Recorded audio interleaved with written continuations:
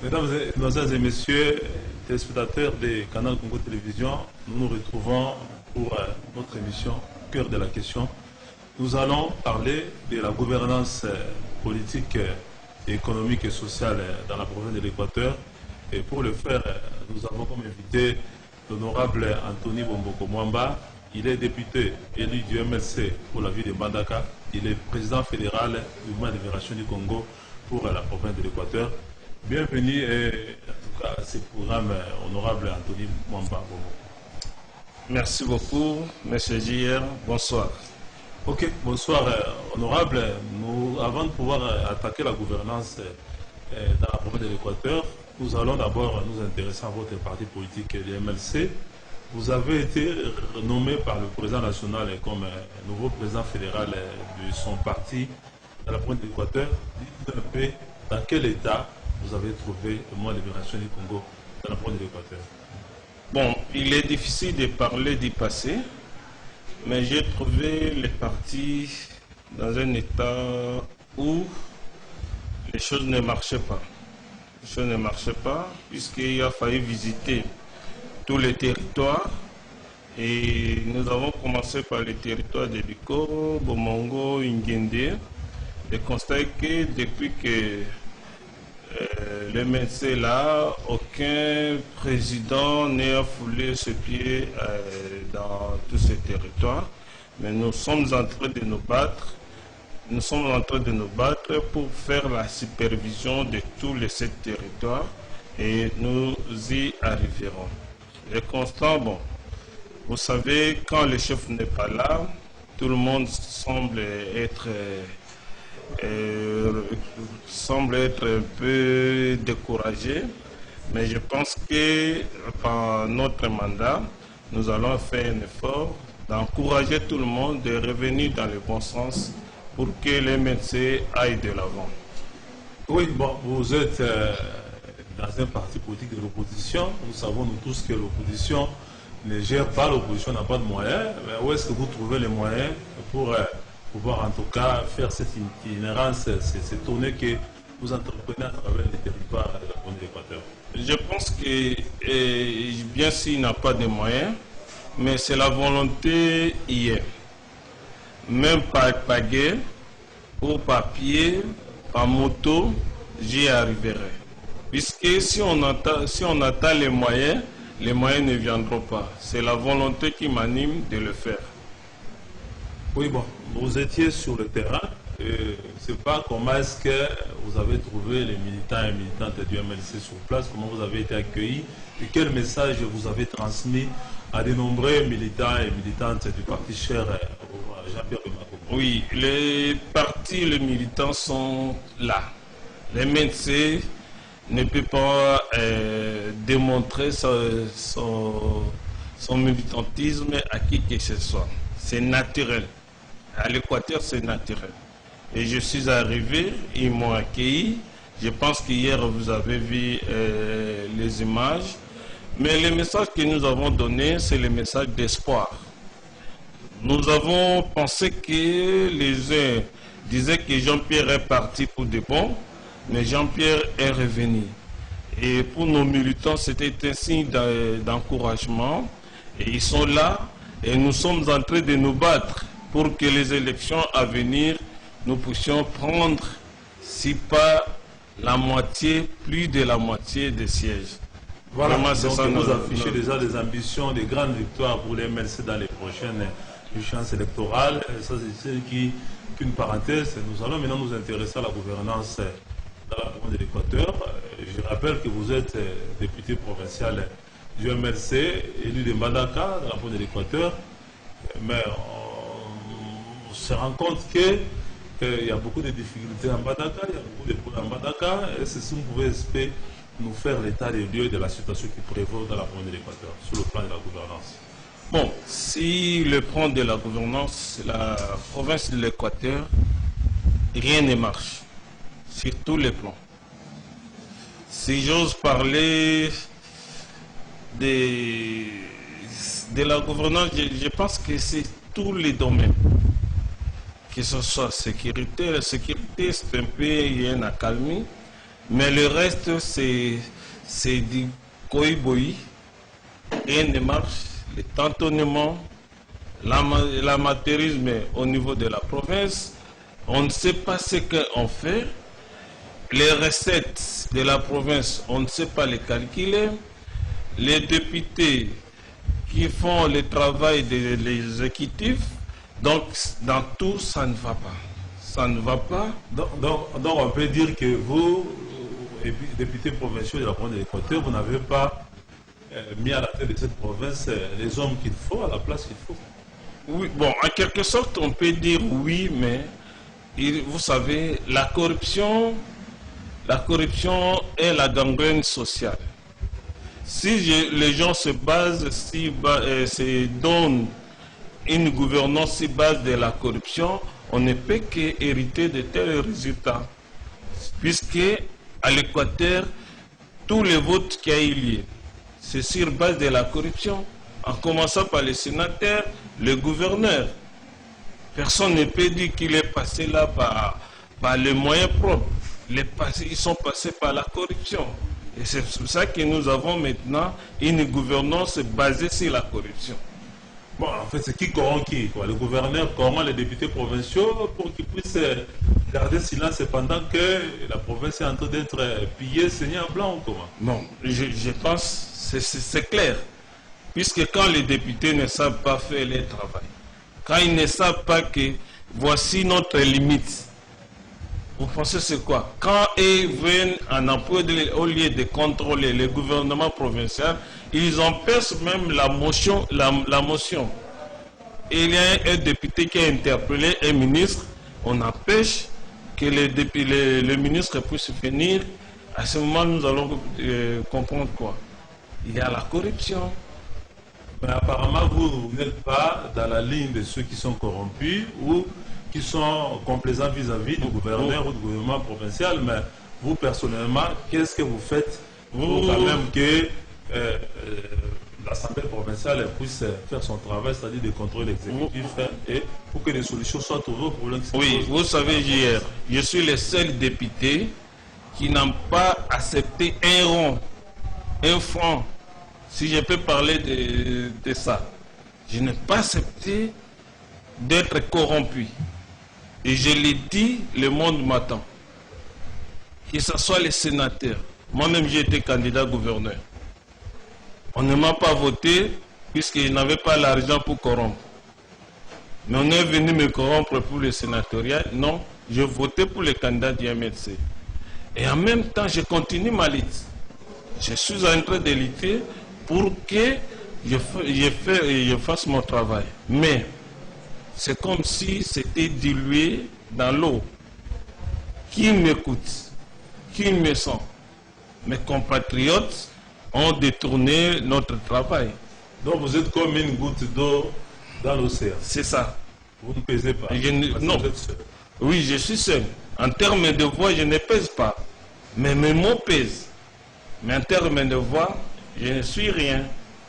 Mais bon, apparemment, la population aussi se laisse faire. Parce que si vous, au niveau de l'Assemblée provinciale, vous êtes pratiquement paralysé par la corruption, tout ça, mais que fait la population? La population, je pense que la province n'est pas bien gérée. Vous avez attendu dernièrement ici, la notabilité et la société civile ont haussé les tons. Ils ont même marché, ils ont même sollicité la dissolution de l'Assemblée, puisqu'ils trouvent que l'Assemblée ne fait rien. S'il faut nommer des médecins, c'est à l'Assemblée qu'on va consulter. S'il faut faire la campagne des moustiquaires, c'est l'Assemblée qui doit être impliquée. Pendant l'examen d'État, c'est l'Assemblée qui doit être impliquée.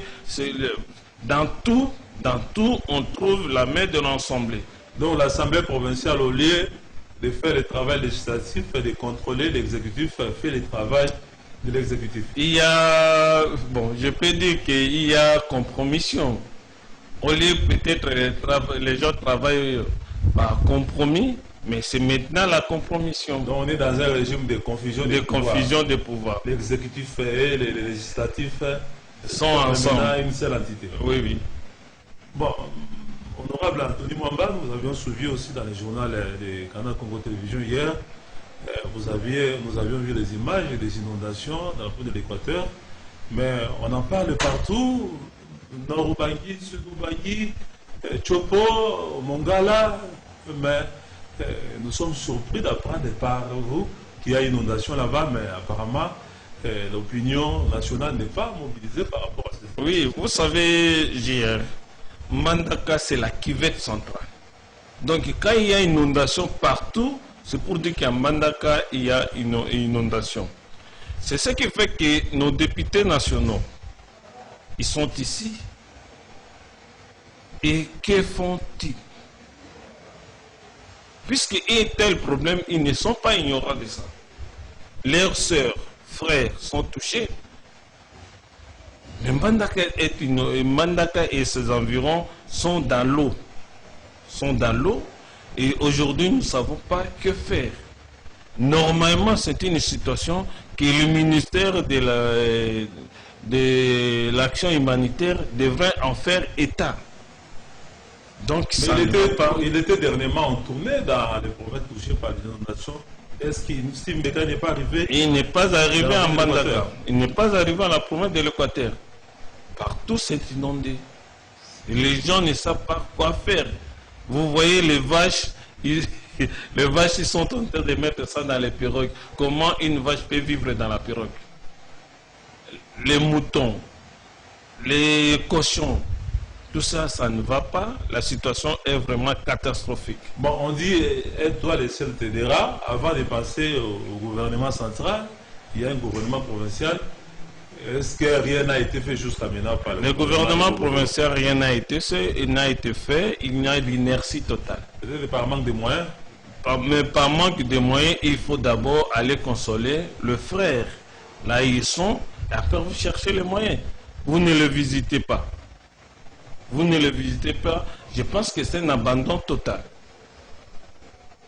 Bon, je ne sais pas quel message vous avez à lancer à l'endroit des autorités gouvernementales ou autres, donc les partenaires internationaux qui vous suivent en son massif. Le message est que les gens doivent venir au secours à la population de l'Équateur. La population ne se retrouve pas. On ne voit pas seulement les autres provinces. La province de l'Équateur se trouve aussi dans la même situation. Iranga, partout, ils sont vraiment inondés. Donc il faut vraiment un secours pour qu'on puisse sauver la vie humaine. Oui, donc il y a des difficultés dans la province de l'Équateur. Nous avons parlé des inondations. Nous apprenons aussi que sur le plan de la gestion, par exemple, des affaires foncières, il se pose un problème. Nous nous rappelons que Mbandaka est vraiment une province, une ville administrative avec beaucoup de maisons, beaucoup d'édifices de l'État. Nous apprenons aussi qu'il y a eu un pillage en règle dans ce domaine-là depuis plusieurs années à Mbandaka. J'interpelle, j'avais vu le ministre des Affaires foncières descendre à Goma. Je pense que Goma est plus loin que Mbandaka. Et je l'interpelle qu'il vienne aussi à Mbandaka, qu'il vienne voir ce qui se fait à Mbandaka. L'État n'a plus d'espace. Les bureaux de l'État, entre les bureaux de l'État, à côté des bureaux, ce sont des maisons des particuliers. Donc, quand il y a un deuil, les bureaux sont obligés de fermer. C'est pour dire que c'est honteux. Ça veut dire quoi? Les particuliers ont envahi les concessions de l'État. Sous la bénédiction des services de l'État. Puisque le particulier lui-même ne peut pas venir envahir un endroit. Si ce n'est pas vendu par les services de l'État. Mais qu'ils font aussi les fonctionnaires de l'État? Nous avons vu ici à Kinshasa, oui. Par exemple, l'AG de l'hôpital Vijana qui a été tué tout simplement parce qu'il défendait le patrimoine de son hôpital. Là, être tué, ce n'est pas grave. Non, pas tué, mais c'est-à-dire que les fonctionnaires manifestaient contre l'occupation de leur espace. Oui, mais la population peut manifester. aujourd'hui, demain, mais s'il n'y a pas l'autorité qui devrait arrêter cette hémorragie, l'autorité est impliquée dans ça. Finalement, on est où? Tu vois, la situation de Mbandaka, ce n'est pas que la population, le privé lui-même est venu, c'est l'autorité qui fait ça, qui lotit les espaces publics. C'est pour ça que le ministre des Affaires foncières, qu'il arrive à Mbandaka, qu'il vienne voir. Puisque quand on dit comme ça, on voit qu'on ment. Mais quand ce mec qu'il arrive sur place, à ce moment, il se rendra compte. Bon, je ne sais pas, est-ce que vous-même vous êtes préoccupé par cette situation? Vous êtes ici à Kinshasa. Est-ce que vous avez eu à mener des démarches auprès des autorités pour les sensibiliser sur toutes ces questions-là? Je pense que moi-même, les combats que j'ai menés avant même de devenir député, c'était toujours pour l'espace public. Nous allons avoir l'administration publique, provinciale. Où est-ce que nous allons les installer? C'est ça, nous serons en difficulté. C'était des espaces réservés pour qu'au moment où nous aurons l'administration publique provinciale, on puisse installer cette administration dans ces espaces-là. Ces espaces sont occupés par des particuliers. Et maintenant, on va le faire où nous sommes dans le cadre de la décentralisation. Vous êtes un juriste de formation, vous êtes donc aussi avocat, vous êtes donc quelqu'un connaisseur des droits. Est-ce que tous ces beaux mondes-là, à qui on a octroyé des espaces dans les domaines publics de l'État, est-ce qu'ils ont des documents et oui. Des propriétés? Certains ont des documents, soit disons la désaffectation les octroyée par le gouverneur.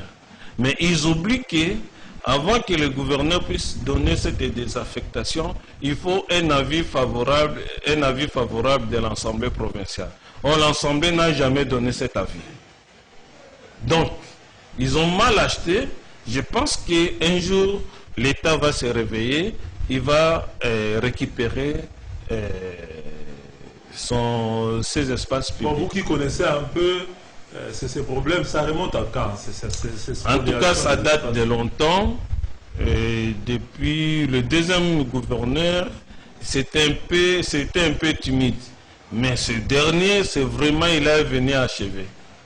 Bon, en dehors des problèmes d'inondation, en dehors de ces problèmes de spoliation du domaine public de l'État, est-ce que sur le plan de la fourniture d'eau et d'électricité, par exemple, parce que je me rappelle, nous autres, là, quand nous grandissions en Mbandaka, nous avions de l'eau et de l'électricité 24 sur 24 dans les années 70, 80.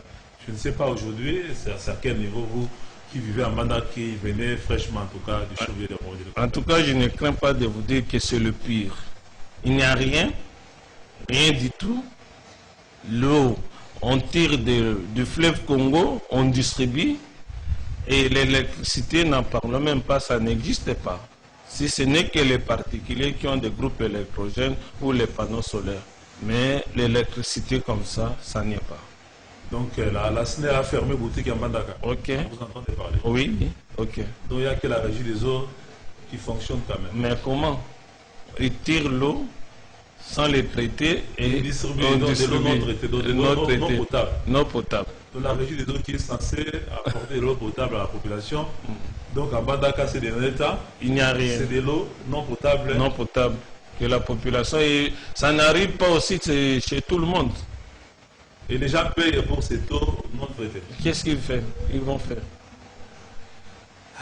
Bon, non, et en dehors de ça, les routes, en tout cas, il n'y a rien. Le gouvernement provincial n'a même pas une politique pour comment aménager les routes. L'OVD n'existe pas. Et l'office des routes aussi n'existe pas. L'office des routes est fait pour les...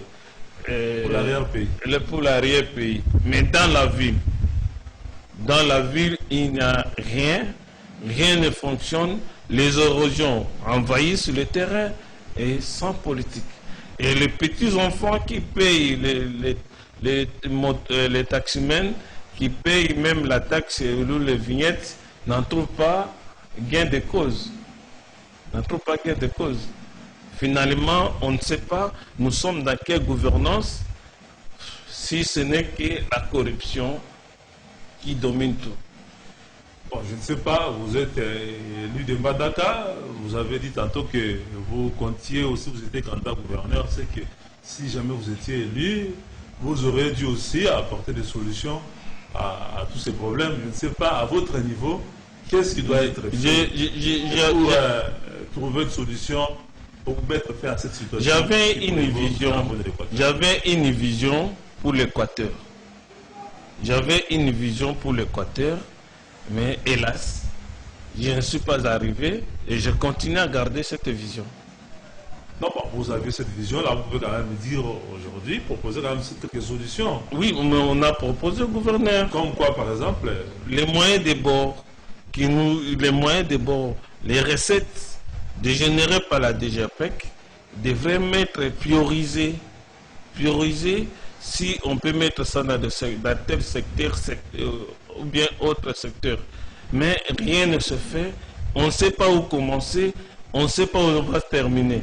C'est ça les mal. Bon, vous êtes élu de l'Équateur. Nous avions là, tantôt, le programme de 100 jours du nouveau chef de l'État, Félix-Antoine Tshilombo. Est-ce que vous nous dites que dans ce programme de 100 jours, l'Équateur a été totalement ignoré? Il n'y a aucun projet qui n'a été engagé. Je pense que je l'ai toujours dit dans ce micro. L'Équateur, depuis les 5 chantiers, est arrivé à la révolution de la modernité et aux 100 jours du président de la République, l'Équateur n'a rien. L'Équateur est oublié des autorités de ce pays. Je le dis tout haut. Aucun projet pour l'Équateur. Ou soit il y a des projets qui se limitent ici, mais chez nous, on ne voit pas. S'il y a des projets, ça se limite ici à Kinshasa. Mais à l'Équateur, on ne voit pas. Pourquoi on fait payer aux Équatoriens les fameux codes 032? Les fameux codes 032. Le fait qu'un des ressortissants du Grand Équateur, le maréchal... Je trouve que les Équatoriens jubilent autour du chef. Et comment ils peuvent encore nous faire payer les codes 032? C'est juste quoi? Les Équatoriens qui sont... Non, je l'ai dit. Les Équatoriens qui sont ici, peut-être les moyens qui sont donnés à l'Équateur seraient juste pour eux. Et ils ne font pas arriver, ces moyens à l'Équateur, où on ne donne rien. Puisque si même on avait le sens des responsabilités, on pouvait ne fût-ce que faire quelque chose pour Mbandaka. Mais ils arrivent à Mbandaka, il n'y a rien. Mais il n'y a rien comment? Mais on a fait les 5 chantiers. Les 5 chantiers partout, on a vu des signes. Bandundu, Bakongo, mais chez nous, Mbandaka est à quelques kilomètres ici. Les gens souffrent. Les transports, vous voyez, nous venons ici par Ibora, les balignens. Et vous voyez, vous attendez les conséquences. Nos frères sont en train de mourir chaque jour. Que font les Équatoriens? Ils ne font rien. Les Équatoriens, ce sont des jusseurs.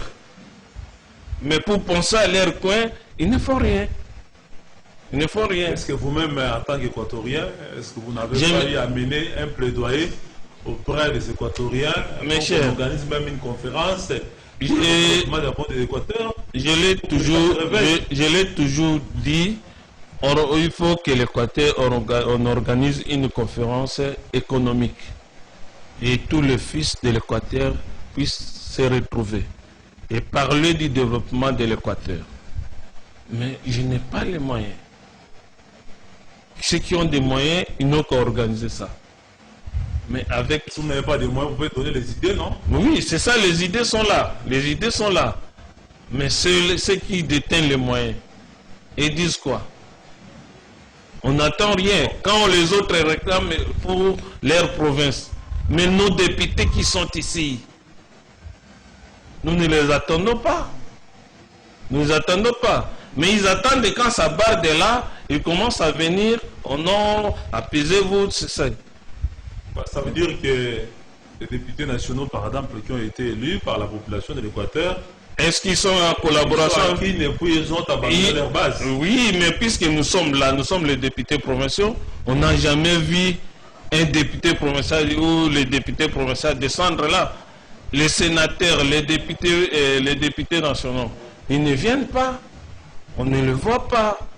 C'est pour dire qu'ils se contactent seulement de leur vie ici et non l'arrière-base. Donc si nous comprenons très bien, la situation est vraiment désespérée dans la province. Oui, puisqu'on devrait travailler en collaboration avec nos députés nationaux et nos sénateurs. On devrait travailler en collaboration avec nos députés et nos sénateurs. Mais ils ne font rien. On ne les entend même pas. Nous sommes là. Et la confusion qui règne maintenant à l'Équateur. À quel niveau? Mais si je l'ai dit, quand les députés commencent à faire le travail de l'exécutif, quand l'exécutif et le législatif, on ne sent pas la différence. Les contrôles, on ne peut pas. Nous apprenons aussi que les députés provinciaux que vous êtes, vous accumulez plusieurs mois de non-paiement de vos émoluments. Est-ce que ce n'est pas aussi cette pauvreté-là dans laquelle vivent les députés provinciaux qui font que on ne sait pas si ça inféodé à l'exécutif? Peut-être on ne sait pas aussi si que le gouvernement fait ça sciemment, puisque ça fait 5 mois que les députés provinciaux ne sont pas là. Bon, les amis peuvent le faire, mais rien ne peut me rendre reprochable à cause qu'on ne m'a pas payé. On ne m'a pas voté pour qu'à lieu de quémander, puisqu'on ne m'a pas payé, je n'ai pas quémandé chez quelqu'un. Non. On m'a élu et je dois faire le travail de la population. C'est ça la différence. Oui. Et c'est ça, c'est ce qu'on appelle un homme intègre. Je ne fais pas ça puisqu'on ne me paye pas, mais je fais mon travail. Mais que le gouvernement central puisse justifier pourquoi il ne nous paye pas. Pourquoi il ne nous paye pas? Mais ici, ils sont en train de payer des députés chaque mois. Mais là, ça fait 5 mois que les députés provinciaux ne sont pas payés. Mais il y a eu dans une province là où les députés avaient, par exemple, décidé de fermer carrément l'Assemblée pour non-paiement de leurs émoluments. Apparemment, nous étions élus dans les mêmes conditions. Moi, je peux dire que non. Il y a certains députés provinciaux qui ont obtenu beaucoup de voix que les députés nationaux. C'est puisqu'ils sont au niveau national. Mais quand on ne pense pas à ceux qui sont au niveau le plus bas, c'est quand même malheureux. Anthony, je voulais dire que... Un mot de conclusion. Non, je voulais dire que la province de l'Équateur est malade. Il faut les sauver. Les sauver, il faudrait une conférence économique. Et que les députés fassent leur travail. Qu'ils cessent de s'initier à l'exécutif. À ce moment-là, on va voir qui fait quoi, qui ne fait pas quoi. Sinon, nous allons rester dans la confusion et ça sera la confusion éternelle. Merci beaucoup, honorable Anthony Bomboko Mwamba, pour avoir en tout cas pris de votre temps pour vous entretenir avec Canal Congo Télévision à travers au cœur de la question. C'est ici que nous bouclons cette émission. Merci de nous avoir suivis. Merci à l'équipe technique Bruno Zinga, Moro Djambé, Aleka Bongo. Rendez-vous est pris prochainement pour un autre numéro de votre émission. Bye.